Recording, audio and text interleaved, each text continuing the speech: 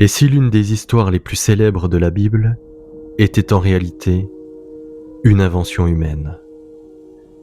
Aujourd'hui, on parle de l'histoire du sacrifice d'Isaac.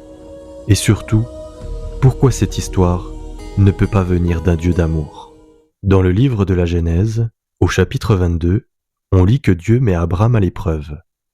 Il lui dit « Prends ton fils, ton unique, celui que tu aimes, Isaac, et offre-le en holocauste. » Abraham obéit, il prend son fils, monte sur une montagne, l'attache sur un autel et lève le couteau.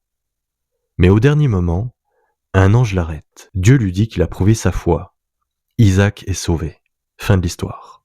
Mais vraiment, est-ce une belle histoire de foi ou un récit profondément problématique?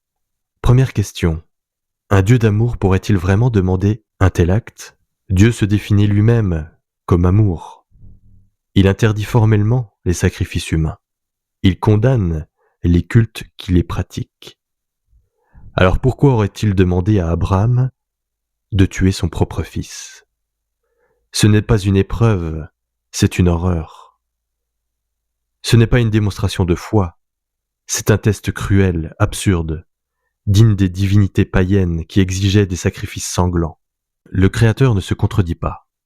Il ne peut pas appeler à l'amour, puis ensuite demander la mort d'un enfant. Rappelons une chose, Dieu avait déjà fait alliance avec Abraham. Il lui avait dit qu'il multiplierait sa descendance à travers Isaac. Alors pourquoi demander un acte qui contredit sa propre parole? Et si ce récit n'était pas divin, mais humain? Le problème, c'est que le récit ne condamne jamais l'acte lui-même. Il félicite Abraham, comme si la foi, c'était d'obéir aveuglément, même à l'horreur. La véritable foi ne se prouve pas en sacrifiant ce qu'on aime. Elle se prouve dans la confiance, dans la justice, dans la paix. Jésus a dit « Aime ton prochain comme toi-même ». Il n'a pas dit « Sois prêt à le tuer si Dieu te le demande ». Dieu n'a jamais voulu qu'on tue nos enfants pour lui prouver notre fidélité. Alors non, cette histoire ne montre pas un Dieu d'amour. Elle montre plutôt ce que l'humain est prêt à faire quand il croit que Dieu exige l'inacceptable. Dieu est amour, un amour qui ne demande jamais le sang pour exister.